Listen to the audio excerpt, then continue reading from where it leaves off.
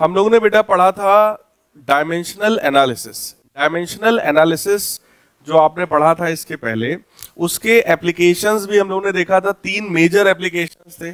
सबसे पहला था to check the correctness of equation, दूसरा था कन्वर्जन ऑफ यूनिट्स, तीसरा था to derive relation among various quantities. ठीक, अब आते हैं उसके कुछ लिमिटेशंस थे। मतलब ये डायमेंशनल एनालिसिस का सबसे आखिरी पॉइंट है। थ्योरेटिकली पूछा जाता है कि इसके क्या क्या लिमिटेशंस हैं। लिमिटेशन मतलब कहां कहां पर डायमेंशनल एप्लीकेशन फेल हो जाएगा। तो सबसे पहला इसका लिमिटेशन है, this method does not give any information about the dimensionless constant के। वो जो डायमेंशनलेस कांस्टेंट के था, अगर आप लोग को याद हो रिलेशन निकालते टाइम, उस के की वैल्यू को हम लोग इस मेथड से बता नहीं सकते, डायमेंशनल वाले मेथड से। दूसरा यह है कि ये मेथड फेल कर जाता है अगर कोई physical quantity more than 3 physical quantities पर डिपेंड करता हो। अगर कोई क्वांटिटी 3 से ज्यादा क्वांटिटीज पर डिपेंड करेगी तो ये मेथड आपका फेल हो जाएगा। आप लोग याद करो, आपको मैंने जितने भी क्वेश्चंस करवाए थे जहां रिलेशन निकालना था, वहां पर 3 ही क्वांटिटीज की बात की गई थी। जैसे सिंपल पेंडुलम का टाइम पीरियड, तो हमने कहा था सिंपल पेंडुलम का टाइम पीरियड उसकी लेंथ पर डिपेंड करता है, उसके मास पर करता है, ग्रेविटी पर करता है। केवल 3 चीज की बात थी। अगर 4 क्वांटिटीज आ गई तो फिर वहां पर ये मेथड आपका फेल हो जाने वाला है। फिर तीसरा आपको बता रहे हैं, it fails when physical quantity is the sum और डिफरेंस ऑफ 2 और मोर देन 2 क्वांटिटीज। जैसे यहां पर देखो s बराबर ut plus half at square है, तो 2 चीजों का सम है, इसलिए हम इस तरह के सम और डिफरेंस वाले क्वांटिटीज को, यूनिट्स को हम निकाल नहीं सकते डायमेंशन वाले मेथड से। डायमेंशन से आपने देखा t बराबर k times under root L by G आया, लेकिन अगर वहां प्लस समथिंग होता, माइनस समथिंग होता, तो वो हम नहीं निकाल सकते डायमेंशनल एनालिसिस के मेथड से। अगला है, it fails to derive a relationship which involves trigonometric, logarithmic और एक्सपोनेंशियल फंक्शंस। अगर कोई ऐसा फार्मूला है जिसमें कोई ट्रिग्नोमेट्रिक फंक्शन आता हो, sine theta, cos theta, tan theta, cosec, sec, cot, या लॉगरिथमिक मतलब लॉग ए, लॉग बी, इस तरह का कोई टर्म हो। एक्सपोनेंशियल का मतलब होता है कि अगर लिखा है e की पावर में x, अगर इस तरह का कोई टर्म है, कोई नंबर कांस्टेंट की पावर में वेरिएबल, जैसे आपको कहीं लिखा हो 2 की पावर में x, तो ये जो 2 की पावर में x है, that will be a exponential function.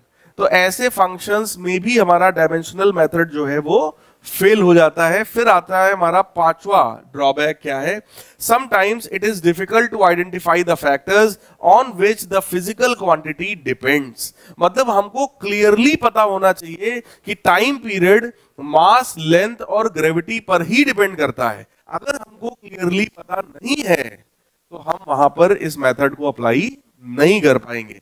इसका मतलब कई बार ये जानना कठिन होता है कि किन किन फैक्टर्स पर क्वांटिटी जो है वो डिपेंड कर रही है। So the method becomes more complicated when dimensional constant like g, h etcetera are involved. अगर यूनिवर्सल ग्रेविटेशनल कांस्टेंट आपको याद हो, कैपिटल G, अगर वो आ जाए, प्लैंक्स कांस्टेंट आ जाए, इस तरह के कांस्टेंट्स का अगर यूज कर दिया जाता है तो भी डायमेंशनल एनालिसिस वाला मेथड आपका फेल हो जाता है। So these are 5 drawbacks, 5 limitations जहां पर आपका डायमेंशनल एनालिसिस वाला मेथड फेल हो जाने वाला है। क्लियर है, बात समझ में आई? अब देखो, फर्स्ट जो चैप्टर था that was units and measurement. तो यूनिट्स में पहले आपको फिजिकल क्वांटिटी के बारे में बताया गया, फिर उसकी यूनिट्स के बारे में बताया गया, डायमेंशन आपको सिखाया गया। अब हम लोग चैप्टर के सेकंड पार्ट की तरफ बढ़ रहे हैं, मेजरमेंट। तो जिन लोगों ने फर्स्ट पार्ट नहीं भी पढ़ा है उनको भी सेकंड पार्ट ये वाला समझ में आएगा, क्योंकि यहां पर अब हम केवल मेजरमेंट की बात कर रहे हैं। मतलब अगर हमें कोई एक्सपेरिमेंट हम लोगों ने किया, मान लो आपसे कहा जाए कि ये जो डिजिटल बोर्ड है इसका लेंथ हमें बताओ कितना है, तो आप जब इसका लेंथ मेजर करोगे तो मेजर करके कुछ बताओगे वैल्यू इसकी। ठीक, तो अब हम लोग वही मेजरमेंट की बात करने वाले हैं कि अगर किसी स्टूडेंट ने हमको वैल्यू बताया, वी कैन से उसने बोला 4.5 कि सर ये 4.5 मीटर है फॉर एग्जांपल, किसी ने कहा सर ये 4.6 मीटर है, किसी ने कहा सर ये 4.4 मीटर है। तो अलग अलग अगर बच्चे हैं तो वो अपने अपने हिसाब से मेजर करेंगे। मेजरमेंट में जो वैल्यूज होती हैं वो हमेशा अलग अलग आती हैं। रीजन क्या है? किसी का दिमाग अलग तरीके से काम कर रहा है, किसी का कंसंट्रेशन अलग है, किसी का अलग है, किसी की आंख सही है, किसी की आंख डिस्टर्ब है, किसी का जो पहले से कोई बायस्ड है, उसने किसी का झांक लिया और दूसरे ने लिखा था कि भाई 4 पॉइंट समथिंग, उसको इतना दिख गया 4 पॉइंट था, तो अब वो पहले से बायस्ड है कि हमारा भी जो मेजरमेंट आएगा वो 4 से बड़ा ही आएगा, तो बार बार 4 से आगे ले जाके देख रहा है। बात समझ में आई? तो जब भी आप कोई मेजरमेंट करते हो उसमें बहुत सारी वैल्यूज हम निकाल करके बता सकते हैं। अब यहां पर हम लोग ये समझने की कोशिश करेंगे कि अगर हमने 4.4 दिया, 4.5 दिया या 4.6 दिया तो किसका आंसर सही है, सही है तो कितना सही है, किसका गलत है, गलत है तो कितना गलत है, और कहां तक की गलती अलाउड है और कहां तक की गलती अलाउड नहीं है। तो क्या गलती है और क्या पाप है, ये दो चीज के बीच का डिफरेंस हमको यहां इस चैप्टर में समझना होगा कि कितना अलाउड है और कितना अलाउड नहीं है। अब आप जा रहे हो, किसी ने पीछे से हल्का धक्का दिया तो आप उससे हल्की बहस कर सकते हो, ये अलाउड है, लेकिन उसने धक्का दिया, तुमने लेके तलवार काट दिया गला, तो वो अलाउड नहीं है, फिर वो क्या हो जाएगा? पाप हो जाएगा। वही काम यहां पर है कि फिजिक्स में कितना अलाउड है और कितना नहीं अलाउड है, that we study in error analysis. ठीक, फिलहाल अभी हम लोग पढ़ने वाले हैं सिग्निफिकेंट फिगर्स। इसका मतलब अगर हमने कोई वैल्यू इस तरीके की मेजर करके बताया तो इस डेटा को हम पढ़ रहे हैं, इस डेटा को हम समझने की कोशिश कर रहे हैं कि आखिर इसमें कितनी चीजें 100% सही है और कौन सा डिजिट ऐसा है जो डाउटफुल है। इन सब चीजों का इंफॉर्मेशन हमको देता है सिग्निफिकेंट फिगर। क्लियर? तो सिग्निफिकेंट फिगर क्या है जरा समझिएगा। अगर सारे बच्चों ने हमको डेटा ऐसे ही दिया 4.4, 4.5, 4.6, 4.7, 4.8, 4.1, 4.2, 4.3, अगर सबने 4 से बढ़ा दिया तो मैं इतना तो जान जाऊंगा यार कि एक बात तो कंफर्म है कि 4 तो करेक्ट है। बोलो, अब डाउटफुल डिजिट कौन हुआ? लास्ट वाला, क्योंकि वही सब बच्चों ने अलग अलग बताया है। तो किसी भी मेजरमेंट में कुछ डिजिट्स कंफर्म होते हैं जिनके ऊपर हमको पूरा कॉन्फिडेंस होता है कि सर ये तो 100% करेक्ट ही है, इसमें कोई सर डाउट नहीं है। जैसे ये मेज आपके सामने, आपसे कहा जाए इसकी लंबाई को मेजर करना है, अब सोचो 1 मीटर लगभग ये होता है ऑलमोस्ट, 1 से तो बोलो ज्यादा ही है, कंफर्म हमें पता है, और 2 मीटर से कम है बोलो, ये भी हमें पता है। तो हम इतना जानते हैं कि सर ये 1 पॉइंट समथिंग होगा, तो एक डिजिट बोलो कंफर्म है हमारे पास, क्या? 1। अब पॉइंट के बाद जो यहां पे कोई बच्चा 1.4 मीटर लिखेगा, कोई 1.45 लिख देगा, कोई 1.5 लिख देगा, कोई 1.6 लिख देगा, तो कहने का मतलब क्या है? एक डिजिट कंफर्म है बट आखिरी वाला जो डिजिट है वो हमारा डाउटफुल डिजिट है। तो यहीं से बेटा हम लोग डेफिनेशन निकालते हैं किसका? We are going to define significant figures. क्या है significant figures? Significant figures are normally those digits in a measured quantity, किसी भी मेजर्ड क्वांटिटी की वो digits which are known reliably और about which we have confidence. ऐसे digits जिन पर हम रिलाय कर सकते हैं, रिलाय मतलब निर्भर कर सकते हैं, डिपेंड कर सकते हैं, और डिपेंड हम उन्हीं के ऊपर करते हैं जिनके ऊपर हमको भरोसा होता है। जिनके ऊपर हमको ट्रस्ट नहीं है उनके ऊपर हम डिपेंड कभी नहीं करते। बोलो भाई, तो ऐसे डिजिट्स जिन पर हम रिलाई कर सकते हैं और about which we have confidence in our measurement, या ऐसे डिजिट्स जिनके ऊपर हमको पूरा कॉन्फिडेंस है कि सर 1 मीटर से तो बड़ा ही है, ये तो हमें कंफर्म पता है। ठीक, so that 1 will be digit of our confidence, जिसपे हमको कॉन्फिडेंस होगा, plus 1 additional digit that is uncertain. तो एक वो कुछ डिजिट्स ऐसे होंगे जिन पर हमें कॉन्फिडेंस है, प्लस एक डिजिट आखिरी वाला डिजिट ऐसा होगा जिनके ऊपर हमको कॉन्फिडेंस नहीं है, वो हमारी डाउटफुल डिजिट हो गई किसी भी एक्सपेरिमेंट में। तो ऐसे इनको हम लोग बोलते हैं सिग्निफिकेंट फिगर्स। तो आपको अगर लिखने को बोला जाए सिग्निफिकेंट फिगर क्या है, तो significant figures are normally those digits in a measured quantity which are known reliably और about which we have confidence in our measurement, plus 1 additional digit that is uncertain. Is it clear? एक confirm digit होगा, 1, 2 या 3 confirm होंगे, और आखिरी का एक digit हमारा कैसा होगा? डाउटफुल। क्लियर? उन्हीं दोनों को कंबाइंड फॉर्म में हम लोग क्या बोलते हैं? Significant figures. अब सिग्निफिकेंट फिगर्स को देखने के लिए बेटा हमारे पास कुछ रूल्स होते हैं, जिसमें सबसे पहला रूल हमारे पास ये है, all non zero digits are significant. किसी भी मेजरमेंट में अगर लिखा जैसे मान लो 13.75, तो इसमें जितने भी नॉन जीरो डिजिट्स हैं वो सब सिग्निफिकेंट होते हैं। तो यहां पर सिग्निफिकेंट फिगर्स कितने हो गए? 4। There are 4 significant figures in 13.75। तो ऐसे ही कोई भी एग्जांपल दिया हुआ है 6753.29, अब इसमें कितने सिग्निफिकेंट है? Significant figures will be 6। तो जितने नॉन जीरो डिजिट्स हैं वो सब के सब कैसे हैं? सिग्निफिकेंट। ये रूल एकदम सिंपल है, सबको समझ में आ गया होगा आई होप। दूसरा है all zeros between two non zero digits. दो नॉन जीरो डिजिट के बीच में जितने जीरो हैं वो सब कैसे होते हैं? सिग्निफिकेंट होते हैं। जैसे आपने लिखा है 100.05 किलोमीटर्स, तो 1 और 5 के बीच में 3 जीरोस हैं, तो यहां पर कितने सिग्निफिकेंट हो गए? 5। There are total 5 significant figures. Is it clear? मतलब दो नॉन जीरो डिजिट हैं, उनके बीच में जितने जीरोस हैं वो सारे जीरो को हम लोग काउंट करेंगे, तो टोटल यहां पर 5 सिग्निफिकेंट डिजिट हो गए। फिर आया अगला, देखिए रूल क्या है, all zeros to the right of non zero digit. किसी नॉन जीरो डिजिट के राइट में but to the left of an understood decimal point are not significant. मतलब क्या है? अगर लिख दिया गया है आपको 86,400, जैसा एग्जांपल में देखो दिया है, ये अगर इस तरीके से लिखा हुआ है तो इसमें केवल 3 सिग्निफिकेंट फिगर हैं। कितने हैं? केवल 3। यहां पर बाद वाले जीरो को काउंट हम नहीं करेंगे। और अगर आपसे यहां पर बोला जाए 86,400 सेकेंड्स हैं, या इतने रुपए हैं, या इतने मीटर हैं, अगर यूनिट जोड़ दिया जाएगा तो अब यहां पर कितने हो गए सिग्निफिकेंट फिगर? 5। मतलब अगर कोई नंबर है केवल, तो बाद के जीरो को हम काउंट नहीं करेंगे, लेकिन अगर कोई क्वांटिटी है, उसमें कोई यूनिट लगा हुआ है, तब हम उसके जीरो को भी काउंट करेंगे। क्या ये कॉन्सेप्ट क्लियर है? पॉइंट क्लियर एकदम? ठीक। अगला देखिए क्या है, all zeros to the right of a non zero digit but to the left of decimal point are significant. Non zero digit के राइट में हो लेकिन डेसिमल के लेफ्ट में हो, मतलब अगर दशमलव लगा हुआ है, डेसिमल लगा हुआ है, तो वो जो है सिग्निफिकेंट फिगर कहलाएगा। जैसे अगर लिखा है 648700 पॉइंट, अगर पॉइंट लग गया, अगर आपको दिख गया कि डेसिमल लगा है, तो अब ये पहले वाले जीरो को भी हम काउंट करेंगे।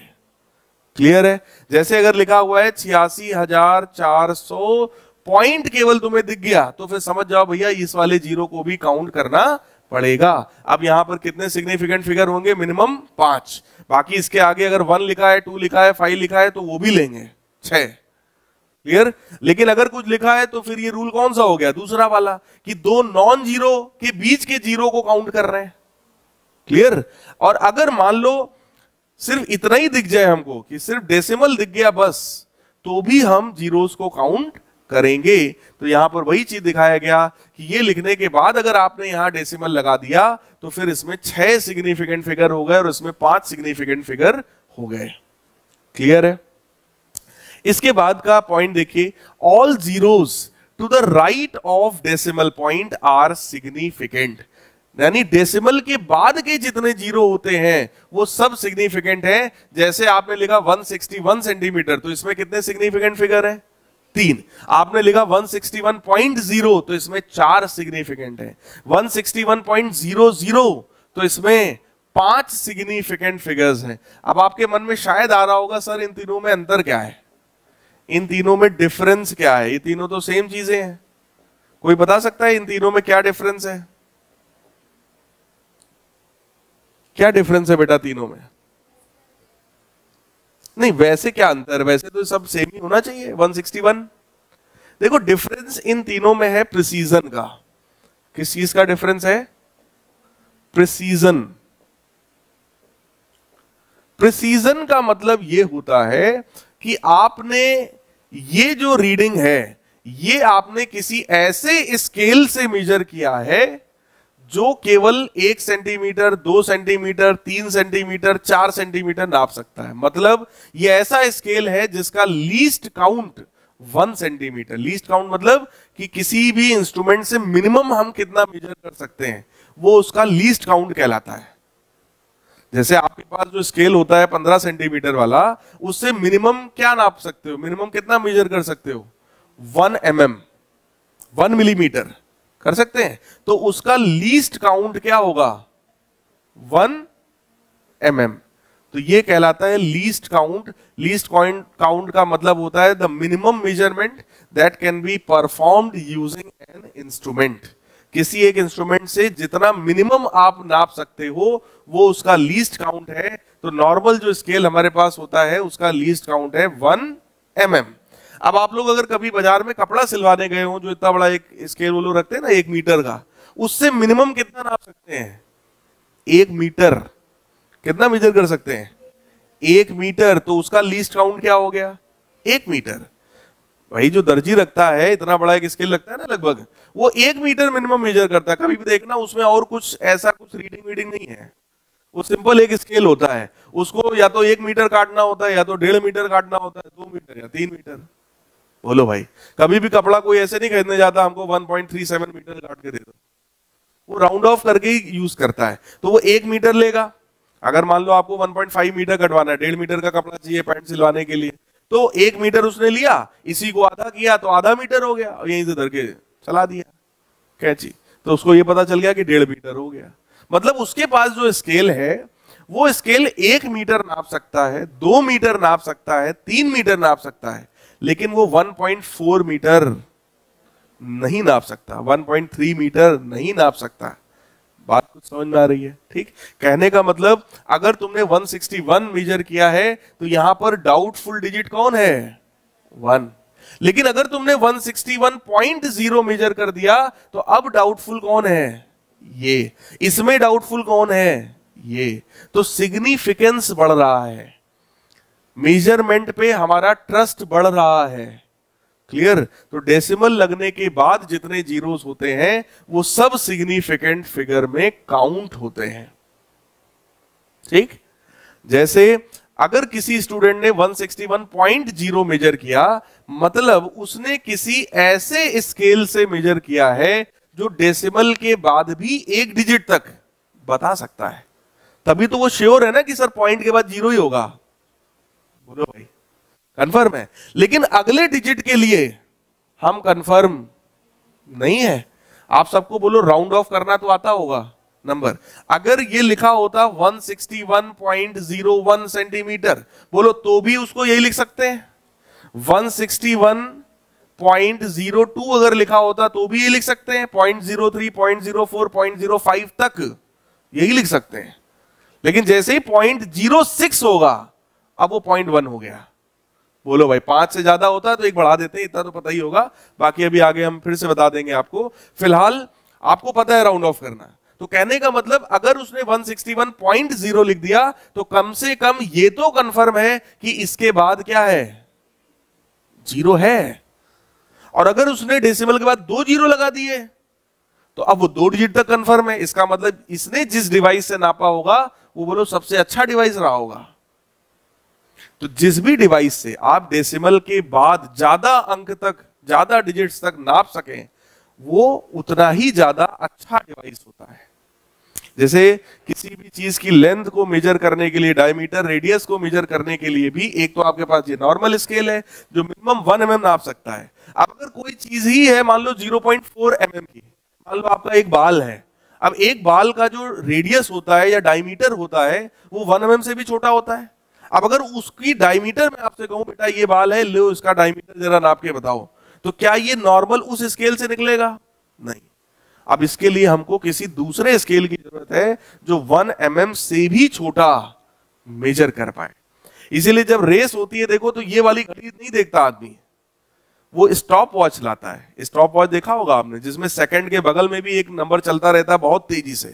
तो वो क्या होता होगा, वो मिली सेकेंड होता होगा, वो 1/10 सेकेंड्स होता होगा। वो सेकंड से भी फास्ट चलता है। कहने का मतलब वहां पर इंस्ट्रूमेंट का रोल है।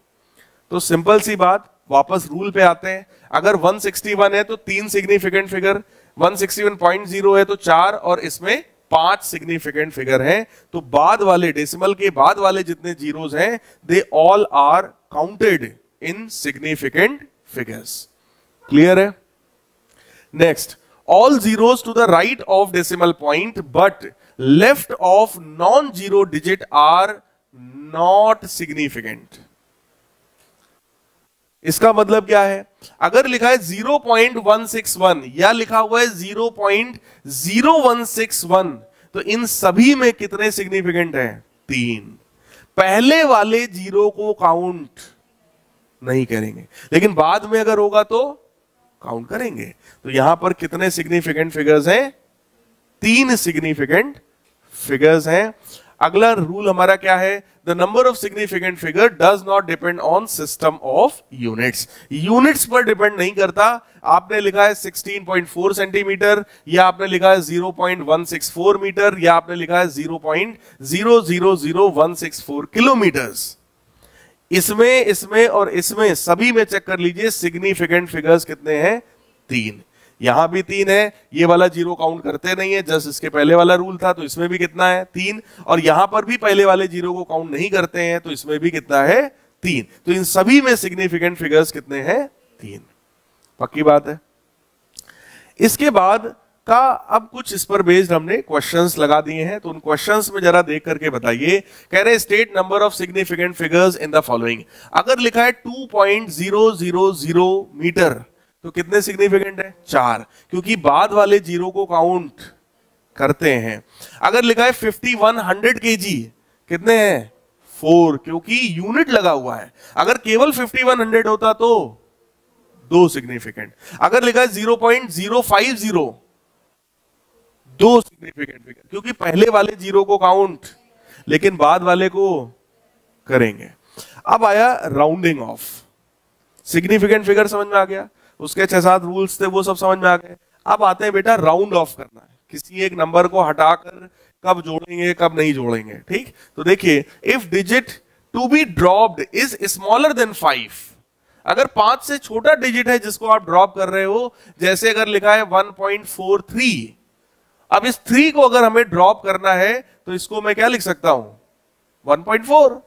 भाई अगर ये 3 5 से छोटा है तो सीधे हटा दो, कोई टेंशन लेने वाली बात इसमें नहीं है। तो देखो लिखा है then preceding digit is left unchanged, कोई चेंज उसमें नहीं करेंगे, उसको हम सिंपली अनचेंज हटा देंगे। बस 3 को हटा दिया, बाकी कोई फर्क नहीं पड़ा, 1.4 आ गया।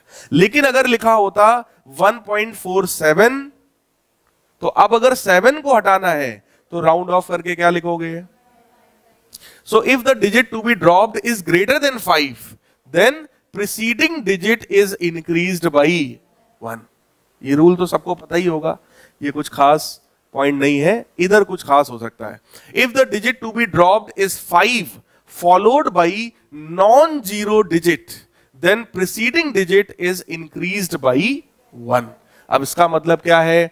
जैसे अगर आपने लिखा है 4.35, तो वो कह रहे हैं if the digit to be dropped is 5 followed by non zero digit, 5 है जो कि नॉन जीरो डिजिट से फॉलोड है, then preceding digit is increased by 1। देखो यहां पर कॉन्सेप्ट बस ये है, ये 2 एग्जांपल्स अगर आपको समझ में आ जाएंगे तो ये पूरा समझ में आ जाएगा। सिंपल, अगर लिखा हुआ है 4.35 और लिखा है 4.45, अब 5 से बड़ा होता तो हम एक बढ़ा देते, 5 से छोटा होता तो छोड़ देते, सिंपल। लेकिन अभी जो नंबर हटाना है वो क्या है? 5 है। तो नियम ये कहता है अगर 5 के पहले ऑड नंबर है तो एक जोड़ के उसको इवन बना दो, तो ये क्या बन जाएगा? It will become 4.4। और अगर पहले से इवन है तो अनचेंज रहेगा 4.4। कुछ बात समझ में आई? तो अगर इवन है तो इट विल बी अनचेंज्ड, और अगर ऑड है तो it will be increased by 1। मतलब ऑड है तो इवन बना देंगे, इवन है तो छोड़ देंगे। कुल मिला के अगर 5 को ड्रॉप कर रहे हो तो उसके पहले वाला नंबर कैसा होना चाहिए? इवन। पक्की बात है, ठीक। अब राउंड ऑफ करो जरा, 18.35 को 3 डिजिट तक, 18 समझ में आई बात। सो इसका हो गया 18.4। अगला बताओ 143.45, 143.4 क्यों? क्योंकि पहले से इवन है। 18967 अप टू 3 डिजिट,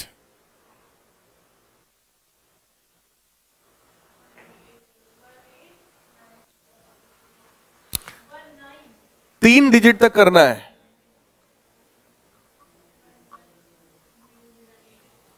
$19,000 3 डिजिट तक करने का मतलब जरा समझो, हमको लीव कौन से डिजिट्स करने हैं?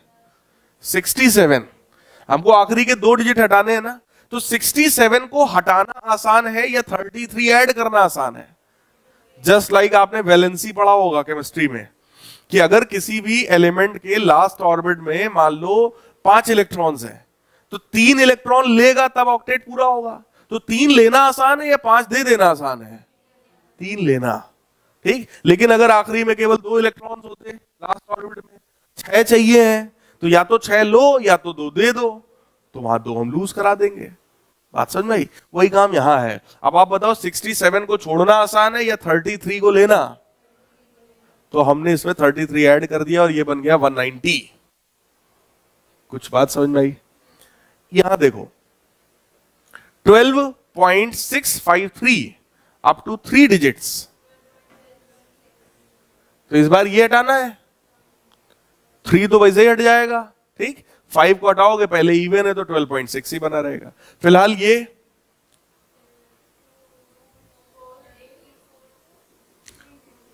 248000, इसका हो जाएगा 248000। क्यों ऐसा? क्योंकि इस बार किसको हटाना है? तो 337 को हटाना आसान है या 663 को जोड़ना? 337 को हटाना, तो हमने 337 को यहां से रिमूव कर दिया। बात समझ में आ गई, ठीक। अब ये है, इसको 5 डिजिट तक करना है। 3 to 1.14, पक्की बात है। 101.55 इंटू 10⁶ अप टू 4 डिजिट,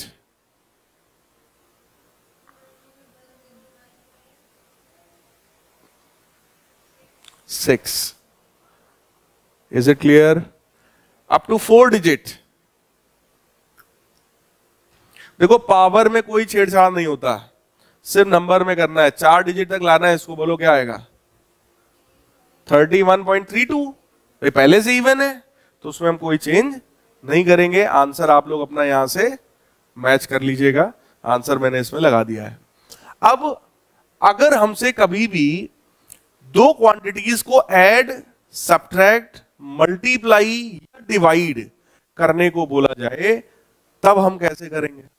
तब वहां पर सिग्निफिकेंट फिगर्स के क्या रूल्स हैं हमारे पास? तो देखो, सिग्निफिकेंट फिगर्स इन सम और डिफरेंस ऑफ 2 नंबर्स। अगर 2 नंबर्स को ऐड करना हो या सब्ट्रैक्ट करना हो, तब हमारे पास रूल क्या है, इस चीज को समझिएगा।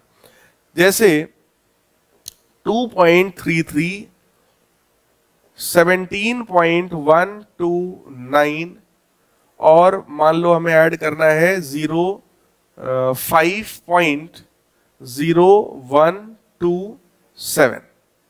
हमसे कहा जाए ये सारे नंबर्स को ऐड कर डालो।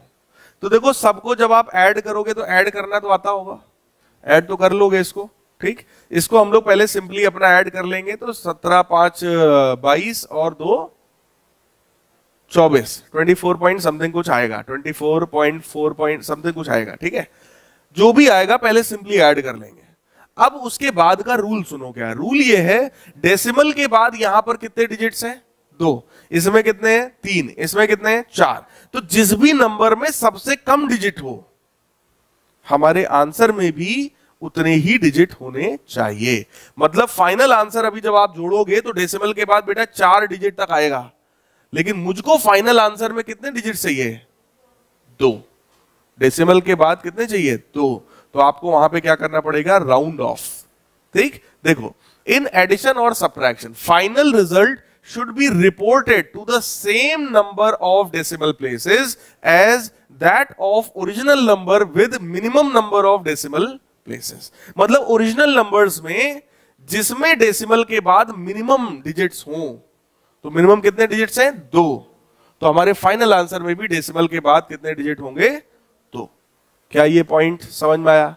अब देखो क्वेश्चन हमसे कह रहे हैं 7.21, 12.141 और 0.0028। जरा पहले ऐड करो आप लोग, बताओ जरा ऐड करके क्या आएगा मुझे जल्दी से, कितना आएगा?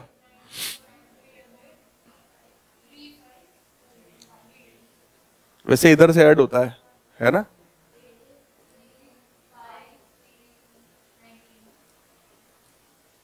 19.3538। क्लियर? लेकिन यहां डेसिमल के बाद 2 डिजिट है, इसमें 3 है, इसमें 4 है, तो फाइनल आंसर में कितनी चाहिए?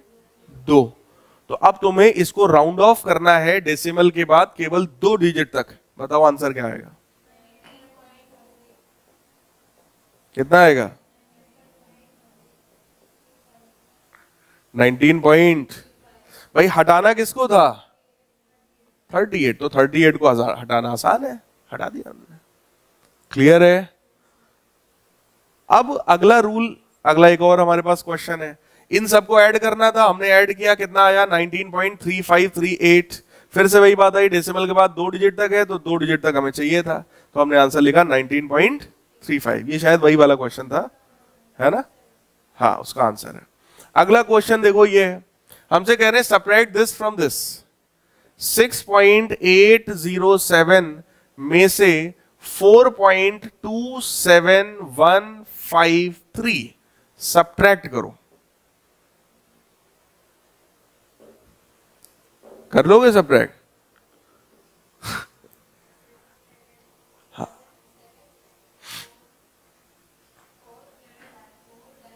यहां पे 7 आएगा, हाँ, फिर यहां 4 आएगा, हाँ, 5, हाँ हाँ, देख लो, सब्ट्रैक्ट करने में भी डाउट है भाई साहब आप लोग को मुझे 5th 6th में पढ़वाना चाहिए एक बार फिर से। तो फिलहाल आप सब्ट्रैक्ट करेंगे और सब्ट्रैक्ट करने पर कुछ इस तरीके से आएगा 2.53547। हम लोगों ने भी उम्मीद है ऐसे ही लिखा होगा, 53547। लेकिन अब डेसिमल के बाद बेटा देखो 3 डिजिट है और इसमें 5 डिजिट है, तो हमारे आंसर में कितने होने चाहिए? 3 डिजिट। तो जब आप सब्ट्रैक्ट करोगे योर आंसर विल बिकम 2.535, क्योंकि हटाना किसको था? 47 को। क्लियर है? 47 की जगह अगर 50 से बड़ा होता कुछ, तो फिर हम यहां पे 6 लिख देते हैं। समझ रहे हैं भाई? राउंड ऑफ करते हम 6 कर देते। अब आया प्रोडक्ट या कोशेंट, यानी कि डिवीजन के केस में क्या होता है? प्रोडक्ट और डिवीजन में ऐसे नहीं देखते डेसिमल के बाद कितने डिजिट है। प्रोडक्ट और डिवीजन में ये देखते हैं कि जो नंबर्स का प्रोडक्ट हम कर रहे हैं उसमें टोटल कितने सिग्निफिकेंट फिगर्स हैं, इसमें कितने, इसमें कितने, इसमें कितने, टोटल। ठीक? और जिसमें मिनिमम होंगे उतने ही हमें आंसर में चाहिए। बात समझ में आई? तो देखो रूल है, इन मल्टीप्लिकेशन और division the final result should be reported to the same number of significant figures as that of original number with minimum number of significant figures। मतलब ओरिजिनल नंबर में जिसमें मिनिमम सिग्निफिकेंट फिगर आपको दिखें, जैसे ये देखिए 75.5 into 125.2 into 0.51 multiply बोलो कर लेंगे। जैसे ही आप मल्टीप्लाई करोगे, देखो थर्ड क्वेश्चन पे मैं आता हूं, जैसे ही आप मल्टीप्लाई करोगे ये मल्टीप्लाई होकर के ये आएगा 4820.826। कितना आया? 4820.6 826। चलिए इसको मैं लिख रहा हूं 826। अब जरा समझो, यहां पर रूल क्या कहता है, इसमें बेटा कितने सिग्निफिकेंट है, इसमें कितने हैं 4, इसमें कितने हैं 2, पहले वाला जीरो काउंट, तो कितने हैं 2, तो फाइनल आंसर में भी सिग्निफिकेंट कितने होने चाहिए 2। अभी कितने सिग्निफिकेंट फिगर्स 7, कितने हैं 7, लेकिन आंसर में कितने चाहिए 2, कैसे 2 आएंगे?